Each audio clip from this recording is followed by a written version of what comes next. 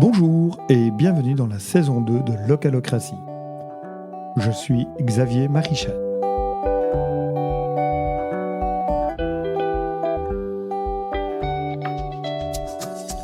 Bienvenue pour cette troisième partie consacrée au budget dit participatif.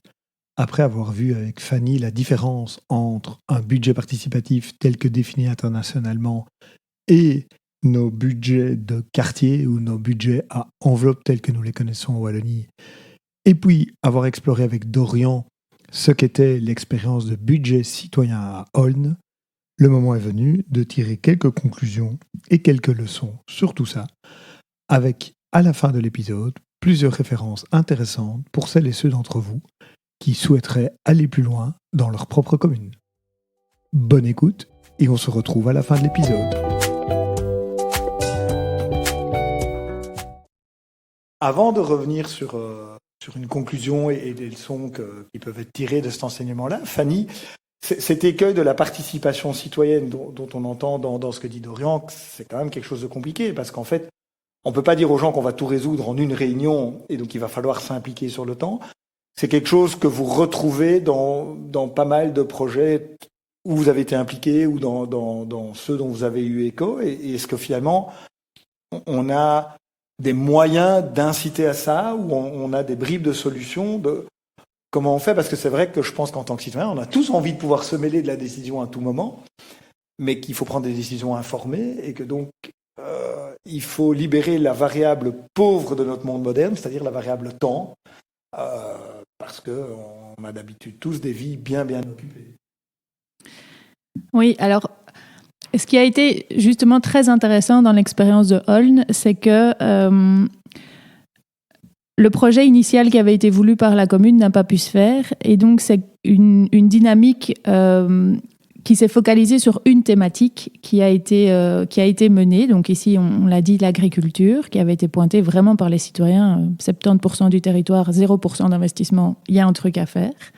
Et donc oui, ce qui était vraiment très chouette, donc il y a eu 12 ateliers menés pendant 1 an et demi, donc c'était quand même quasiment une réunion mensuelle, donc c'était très intense parce que les citoyens ont été plongés dans l'exercice de l'administration publique. Donc c'est eux qui ont décidé de la thématique, qui ont réalisé un marché public, qui ont publié le marché public avec la commune, ils ont analysé les réponses au marché public. Donc entre-temps, ils se sont appropriés toute la mécanique, la rigueur, c'est quoi les critères qui font qu'on peut accepter ou non un marché public, une offre.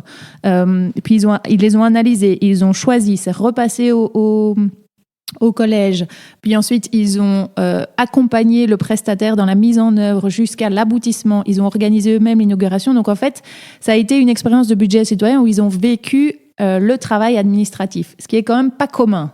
C'est rare que les citoyens soient plongés comme ça dans la vie communale. Donc effectivement, en termes d'intensité, de complexité, de plonger dans la lenteur, dans la rigueur, dans les méandres administratifs, je veux dire, là on a fait le plein, vraiment. Et malgré tout, à la fin, ils en sont ressortis en disant « c'était super intéressant, on ne le refera plus ». C'était trop. Ça, j'ai l'évaluation sous les yeux, donc vraiment, je sais qu'ils l'ont dit. C'était trop intense pour nous. On n'est pas là pour devenir des experts de l'administration, on dit des experts comptables, mais c'était hyper intéressant dans cette dynamique de mieux comprendre c'est quoi la réalité de l'action politique et c'est quoi la réalité des élus. Et la présence d'élus de l'opposition et d'élus de la majorité dans l'Assemblée, justement, a permis à chaque fois de donner corps à tout ça. Et donc, on a eu un processus intense. Mais là où c'est encore plus intéressant, c'est qu'à l'évaluation, ils ont tous dit, là on a vécu une année de test, puisque c'était un peu ça le projet, c'est dit on se teste sur une petite enveloppe et sur une thématique spécifique dans le but de valider le fait qu'on a envie d'aller vers un budget participatif sur l'ensemble de l'investissement. C'était un peu la perspective d'après. Et là, ils étaient unanimes en disant, en fait, oui, ces discussions, on veut en faire partie. Ces décisions, on veut en faire partie. C'est hyper intéressant pour nous. Mais il n'y a pas besoin de passer par tout ce travail qu'on a fait. Il n'y a pas besoin de savoir faire un marché public pour ça. Il n'y a pas besoin de rentrer dans la rigueur et l'administration. Et ils ont inventé un schéma qu'on pourra aussi probablement te mettre en lien, un schéma de ce que serait un budget participatif à Olne dès l'année suivante. Et ce schéma, il reprenait, si j'ai bon souvenir, 3 ou 4 étapes. Et en fait, un budget participatif, c'est 3 ou 4 étapes. C'est simple. Mais on le mène sous une forme en Belgique qui est tellement complexe avec ces systèmes d'enveloppes, de budgets éclatés dans des micro-projets avec du coup une gestion administrative incroyable. On en fait un mastodonte. Mais en fait, en 4 étapes, ça tenait. La première étape, c'était une présentation des dépenses et de l'état des dépenses de la commune sur les dernières années qui, justement, nécessitait dans un premier temps, ce travail d'analyse dont on a parlé. Donc, l'échevin doit lui-même extraire par thématique les dépenses qui sont faites pour livrer quelque chose de lisible et appropriable par les habitants. Et ça, c'est quelque chose qui se fait très, très peu. Mais quand c'est fait, l'appropriation est beaucoup plus simple. Et donc, il y a ce travail de préparation où on informe les citoyens, voilà, jusqu'à présent, notre commune, c'est autant d'habitants, c'est autant de territoires, il y a autant d'équipements, il y a telle diversité de public et les investissements sur les dernières années ont été faits là et là et là. Et à partir de là, toute personne est capable de dire OK, ben donc là, j'ai vu que ça avançait, mais là, j'ai vu que ça avançait pas. Là, il y a un besoin qui n'existait pas. Aujourd'hui, il existe. Et donc, en fait, très vite, la discussion vient. La deuxième étape, c'est une discussion citoyen-élu autour de ces propositions-là. Qu'est-ce que vous auriez envie qu'on finance ? Ça, ceci, cela. OK, les services sont autour de la table. Est-ce que c'est déjà prévu ? Oui, on va le faire. Est-ce que ça a déjà été imaginé ? Oui, mais en fait, on ne peut pas pour telle raison. Est-ce qu'on pourrait le faire ? Oui, peut-être. Et donc, d'avoir cette espèce de discussion. Et une troisième étape où on dit, voilà, nous, en tant que citoyens, une fois que les services ont analysé toutes les propositions qui ont émergé, on se rend compte que dans le budget, il y en a autant qui tiennent. Et donc, lesquels on propose de choisir. Et donc, il y a une espèce de délibération et de vote. Et après, il y a les élus qui tranchent pour valider leur budget.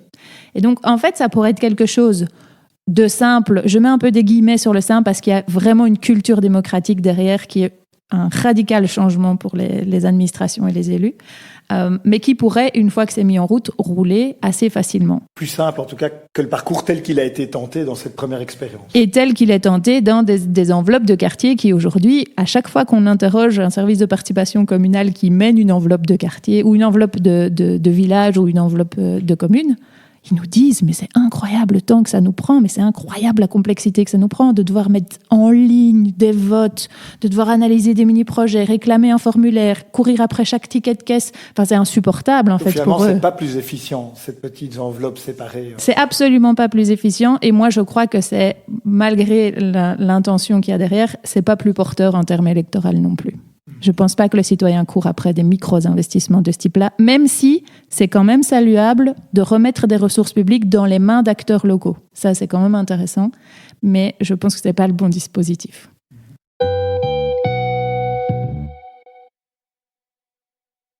Dans ce qui vient d'être dit, il y a le côté, dans l'étape 3, à un moment donné, de choisir. J'étais curieux, à Aulne, on a identifié un trou dans la raquette budgétaire en disant il faut des projets du côté de l'agriculture, c'est intrinsèquement un des piliers de notre commune. Mais j'imagine que le budget, il reste limité pour autant. Et il a fallu arbitrer en disant, mais il faut diminuer d'autres investissements dans d'autres projets, ou bien on a pu aller puiser dans les réserves pour faire ce projet-là, en plus de ce qui avait déjà été imaginé d'autres. Parce que c'est souvent là qu'il y a un enjeu dans les budgets, c'est qu'on ne sait, élu ou citoyen, on ne sait pas faire tout ce qu'on aimerait bien faire. À Aulne, puisqu'il y a eu cette étape d'analyse et de formation, on avait devant nous un panel citoyen très au courant, très conscient des limites. Et donc, ça a permis quoi ? Ça a permis qu'ils choisissent en conscience et qu'ils demandent en conscience des choses qu'ils savaient faisables. Et ils se sont aussi montrés prêts à s'investir. Par exemple, une des réalisations, c'est la création d'un logo producteur local et d'un autre logo revendeur local. Okay. Ces logos, ils ont été créés grâce aux ressources des citoyens eux-mêmes. Une graphiste, une artiste, machin.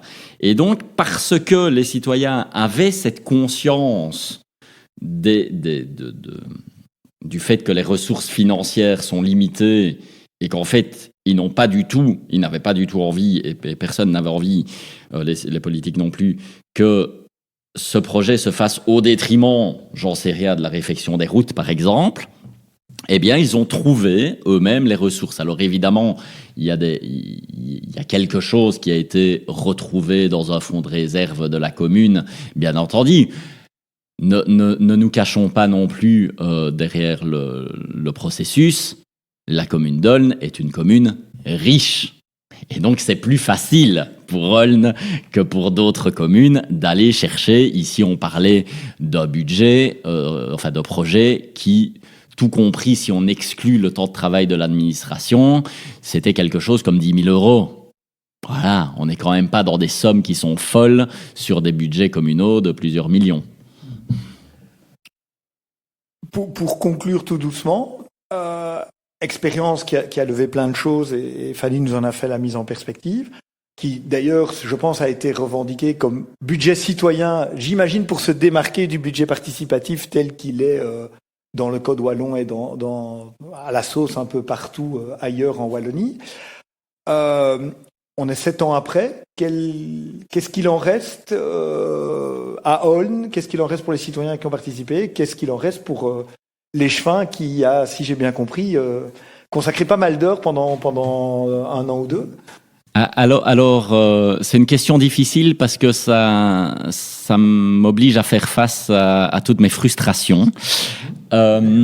Donc, en disant ça, vous avez compris qu'évidemment, je ne suis pas extrêmement satisfait de la situation qui existe aujourd'hui.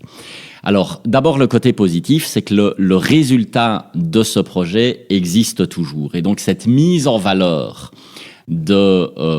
physique de l'agriculture locale, elle existe toujours physiquement. Il y a toujours les panneaux qui sont là, qui existent, qui sont reconnus par les Aulnois et par ceux qui passent par la commune.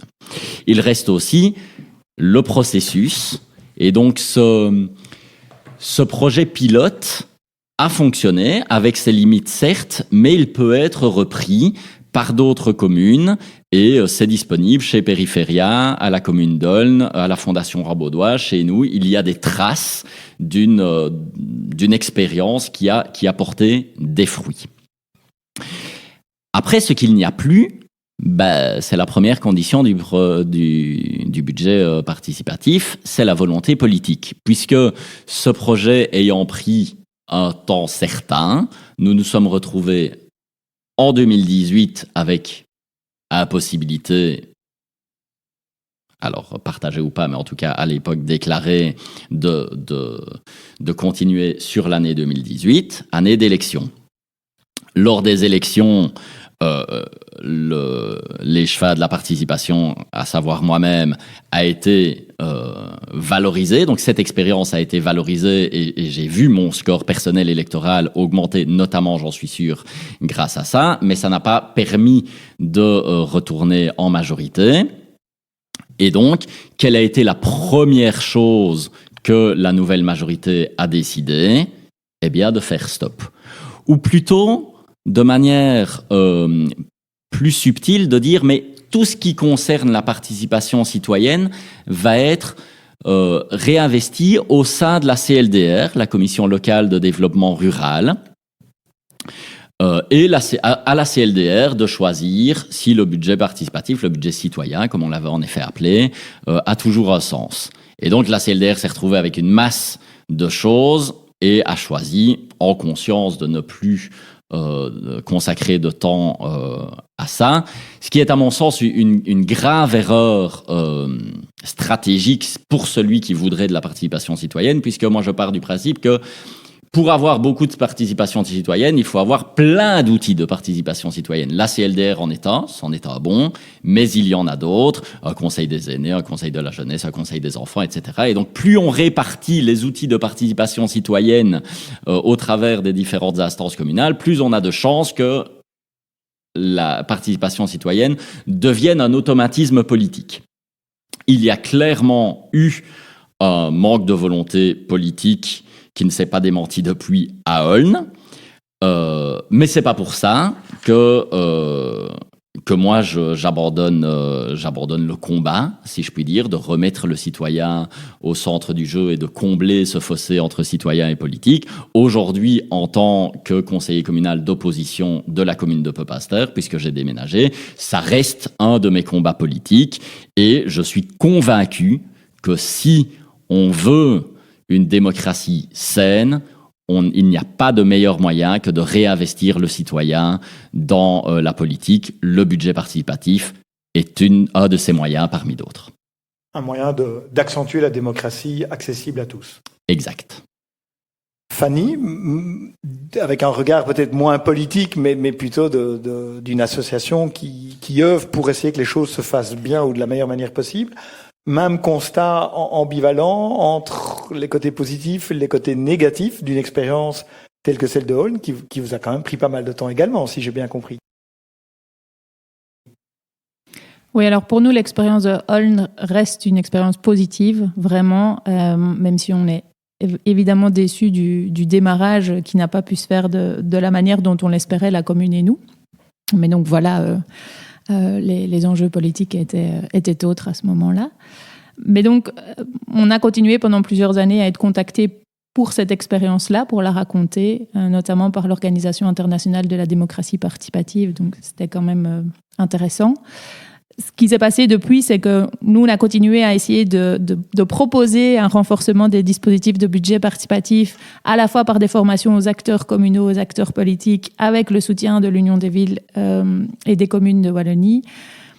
On a quand même dû tirer le constat à un moment donné que cette volonté de le renforcer n'était pas vraiment présente. Donc aujourd'hui, on n'entend plus trop parler de budget participatif, en tout cas dans notre champ associatif. On est moins contacté par des communes pour les renforcer. Donc je pense qu'on a acté le statu quo, qu'on restera sur un dispositif d'enveloppe à projet citoyen, qui, je rappelle, a le mérite d'exister, mais ne devrait pas s'appeler un budget participatif. Ce qu'on a vu par ailleurs, c'est plutôt une augmentation des demandes de groupes citoyens à s'approprier les finances publiques. Donc on a vu plutôt l'intérêt des citoyens pour les finances publiques s'affirmer. Alors pas de manière massive non plus, mais on a accompagné 5, 6, 7 dispositifs où on disait voilà, on a envie de comprendre. On est face à ce document qui est énorme, qui est technique, aidez-nous à le décrypter. Et on a fait ce processus dans la limite de nos compétences parce qu'évidemment, il y a un moment où vraiment, ce serait chouette d'avoir un directeur ou une directrice financière devant nous. Mais on a fait ce processus avec des listes citoyennes, notamment accompagné Caillou à Louvain-la-Neuve, qui était déjà très, très en marche sur ce processus de budget, mais qui, eux, voulaient aussi faire la comparaison avec les comptes. Donc, pas seulement ce qu'on prévoit de faire, mais aussi ce qu'on a réellement fait. Donc, c'est encore un autre sport, mais ça a été passionnant. Nous-mêmes, on s'est formés à l'Union des villes et des communes pour avoir des clés de lecture, parce que les comptes ne se lisent pas de la même manière que le budget, sinon ce serait trop simple. On a accompagné aussi la commune de Ytre, qui était à un moment donné justement en train de vivre l'arrêt de 2 activités principales qui finançaient fortement la commune. Et donc, face en fait à un futur budgétaire complètement incertain. Et donc, les habitants voulaient s'approprier aussi ces questions-là. Et donc, il y a eu comme ça plusieurs élans citoyens de dire on a envie de s'approprier. Arrive un moment où voilà, il faut que la commune soit dans la dynamique pour que ça puisse aller plus loin. Mais donc, on reste aujourd'hui convaincu que les finances publiques est un thème intrinsèquement citoyen. C'est à partir du moment où c'est public, ça veut bien dire que ça vient des citoyens et que ça va aux citoyens. Donc, ils en sont la source et ils en sont l'aboutissement. Donc, ils devraient en être aussi le milieu du processus. Que cet intérêt, il est là et que la possibilité de s'approprier ces compétences-là et ces questions-là et ces enjeux-là sans devenir expert comptable est tout à fait réaliste. Et donc là, on espère encore que ce thème puisse... Et si demain, un ou une auditoriste qui vient de nous entendre se disait « mais moi aussi, j'ai envie de comprendre le budget de ma commune », vers quoi peut-on rediriger comme ça les personnes aujourd'hui, puisque les formations de l'Union des villes et communes de Wallonie sont réservées d'habitude aux élus et donc pas du tout accessibles aux citoyens. Est-ce qu'il existe des lieux où on peut aller s'informer pour mieux comprendre le budget de sa propre commune ? Alors des lieux, je pense pas. Il y a des associations qui font un travail d'analyse des finances. Il y a évidemment Financité qui en est une. Le CADTM à un moment avait un groupe ACID qui était aussi dans l'analyse des finances avec un focus dette, mais quand même. Transparencia a aussi une association qui peut aller aider à lire certaines choses dans les budgets, mais donc quelqu'un ou une structure ou un lieu qui centralise cette info, non. Périphéria, en tant qu'association d'éducation permanente, Et heureusement que ce décret existe et est là, peut proposer ce genre de choses à partir du moment où il y a un groupe de citoyens qui est intéressé. Donc je suppose que d'autres structures d'éducation permanente pourraient éventuellement aussi faire ce travail-là. Et pour faciliter, on a développé un outil d'alphabétisation budgétaire qui s'appelle Si nos sous nous étaient comptés, et comptés C-O-N-T-E-S, donc si nous étaient racontés en fait, qui permet déjà de s'approprier une première fois le document, avec la limite que c'est un document qui a été produit avec des collectifs bruxellois, et donc évidemment la Wallonie ne suit pas tout à fait les mêmes logiques comptables que Bruxelles, même si dans les faits, les gros boulevards sont là, et donc il y a moyen de le travailler à partir de là. Mais donc la dernière option, c'est évidemment de se tourner vers sa commune, avec une demande claire de citoyens en disant, voilà, nous, on voudrait qu'à un moment donné, vous organisiez un processus ou une soirée pour nous expliquer ça. Et j'espère que les communes y répondront. Moi, je me permets juste de rajouter... salut d'abord. Salut d'abord, c'est Léo de Périphéria aussi. J'étais là plus en observation parce que justement, je travaille actuellement sur un podcast sur un sujet connexe qui est les finances publiques à l'attention des citoyens. Et on parle notamment... on se base notamment sur un entretien avec Caillou.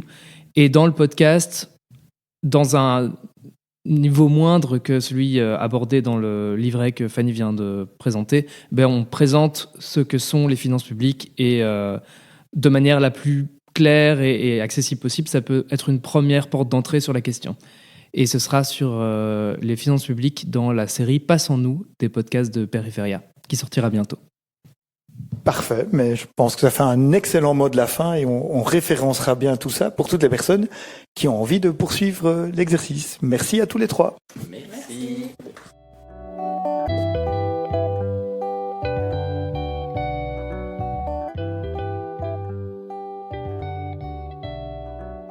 Après l'enregistrement avec nos trois compères, je suis allé consulter cette publication « Et si nos sous étaient comptés ?»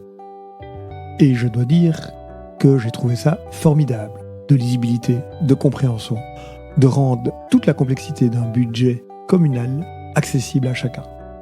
Je ne peux vraiment que vous inciter à aller le lire, que vous soyez bruxellois, bruxelloise ou wallonne ou wallon, même si là, quelques petits détails devraient être ajustés, mais c'est là vraiment très éclairant.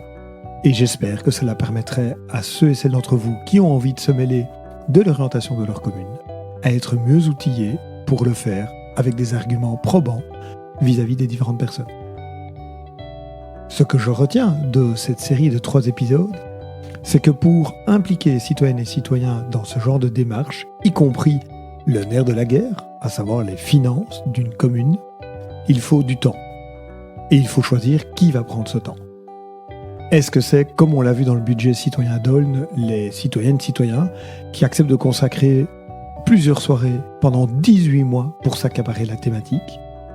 Ou, à l'inverse, comme cela a été suggéré par Fanny dans ce dernier épisode, est-ce un ou une échevine, un ou une directrice financière qui décide à un moment donné de prendre le temps de rendre ce gros document indigeste, comme le dit si bien Fanny, compréhensible pour tout un chacun, avec quelques transparents de présentation qui, à mon avis, permettraient à chacun de comprendre où vont vraiment les orientations d'une commune.